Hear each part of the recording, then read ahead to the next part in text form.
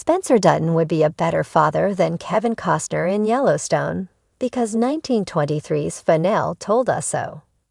Spencer Dutton, Brandon Sklinner, already looks like he'll be a better father than John Ayu. Kevin Costner was in Yellowstone, and 1923 Season 2 has already proven that. By the end of 1923 Season 2, Spencer Dutton has become a father to his and Alexandra's, Julia Schlapfer, son John Yu. Unfortunately, since Alexandra died of complications from her frostbite, Spencer's going to have to raise John Tu mostly on his own. The Yellowstone spin-off series only had time to show Spencer caring for John Tu for a few minutes, but it already looks like he's going to be a good dad. While there won't be another season of 1923, Spencer could still show up in a different upcoming Yellowstone spin-off. Taylor Sheridan does have plans for another prequel show titled 1944, which is only 20 years later. Spencer could easily pop up in that, and we could get a first-hand look at his relationship with John Yu. Luckily, we already have a pretty good idea of how good of a father Spencer will be thanks to 1923 itself. At the very least, Spencer is already shaping up to be a better father than Kevin Costner's John Ayu was to Lee, Case, Beth, and Jamie. Even before he became a father, 1923 proved that Spencer had what it takes to be a good dad. On the train to Livingston, before he saw Alexandra in the cold, Spencer met a young boy who wanted to trade a pocket knife for his lion's tooth.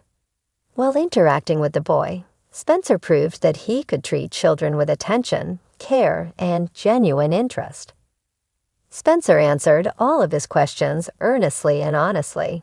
He told him some truths about the world with a lot of respect, and he even got swindled by the boy and let him have the tooth.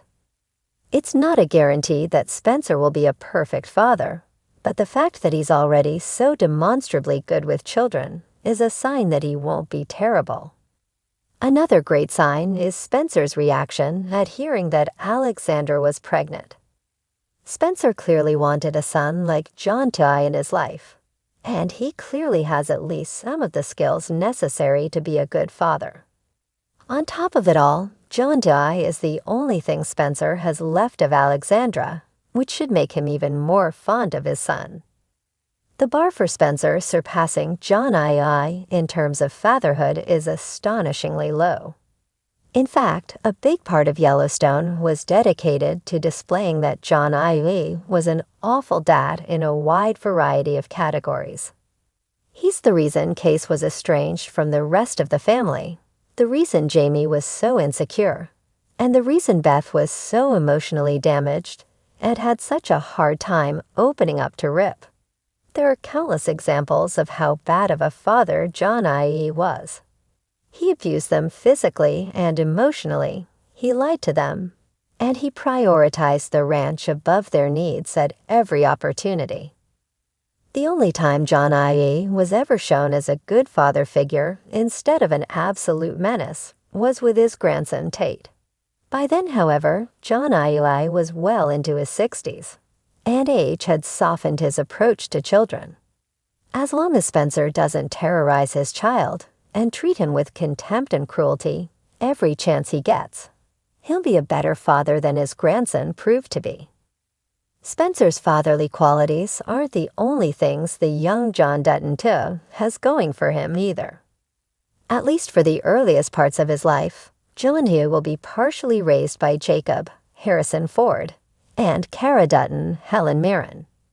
They've already proven themselves to be good caretakers who deeply loved their nephews, and they treated them well enough for both Spencer and Jack, Darren Mann, to deeply care about them in turn. Additionally, Jacob mentioned that he's retiring from the rancher's life, which means John Tu will have a mother and father figure at all times, even when Spencer is out on the range. Jacob and Cara, however, were in their 80s already by the time John T. was born, so he won't have that steady source of care and compassion for his entire childhood. Elsa Dutton's narration also revealed that Spencer never remarried, and he only had a relationship with a widow to keep him company. Depending upon when Kara and Jacob die, John Dew's early childhood may still turn out somewhat bad. Spencer will have to spend countless hours on horseback tending to the Yellowstone. In that way, even 1923's rare glimmer of hope has a storm cloud alongside it.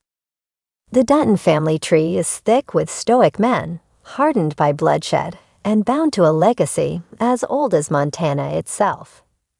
But buried beneath the dust of the Yellowstone Ranch and its spin-offs lies a simple, sobering truth. Spencer Dutton, the battle-worn lion of 1923, would have made a far better father than Yellowstone's John Dutton, as portrayed by Kevin Costner. And if you watched 1923's emotional finale with anything more than a casual glance, you know it too.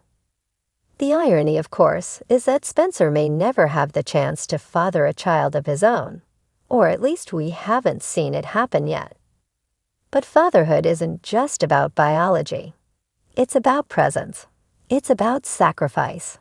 It's about giving more of yourself than the land demands. And that's exactly what Spencer showed us from the moment he stepped off the savannah and into a ship of destiny. When Spencer Dutton left the dusty plains of Africa, he left more than a war-hardened past behind. He left his trauma at the threshold and walked forward with nothing but love in his eyes, for Alexandra, for the future they hoped to build, and for the family he was desperate to protect. Every decision Spencer made from that moment on, boarding a doomed tugboat, throwing punches in a shipboard duel, facing down his demons in the mirror, was made not for his own gain, but in service to something greater. He was a man driven by duty, not to land, but to people. Contrast that with John Dutton, the patriarch of Yellowstone, who rules his domain with an iron fist wrapped in cowboy leather. John Dutton is a man who speaks of legacy more than love, who grooms his children not to thrive, but to serve the ranch. His idea of fatherhood is more medieval than modern. He sees himself as the king, and his children as knights sworn to a cause they never chose. His version of love is protection laced with possession. Take Case Dutton, John's youngest son. A man who constantly wrestles with his father's expectations, his own identity, and the crushing weight of generational duty. Or Beth, whose scars, emotional and literal, are directly linked to her father's decisions and to his manipulation of her loyalty. And let's not forget Jamie, the tragic, exiled son who never quite earned John's love because he was never truly his. What kind of father weaponizes loyalty like currency? Spencer, on the other hand, is the antidote to that kind of fatherhood. In the 1923 finale, we saw Spencer stripped bare, not just of his fancy coats and rifles, but of his certainty. He had just lost his passage to America, was forcibly separated from the woman he loved, and was once again adrift in a chaotic world. But even in that moment, when many men would have turned inward, Spencer reached out. His final words to Alexandra weren't commands or accusations. They were soaked in tenderness, in accountability, in the aching hope of reunion. "I'll find you," he said, not because he had to, but because he wanted to. That's what makes Spencer different. He chooses people over power. He listens. He bends.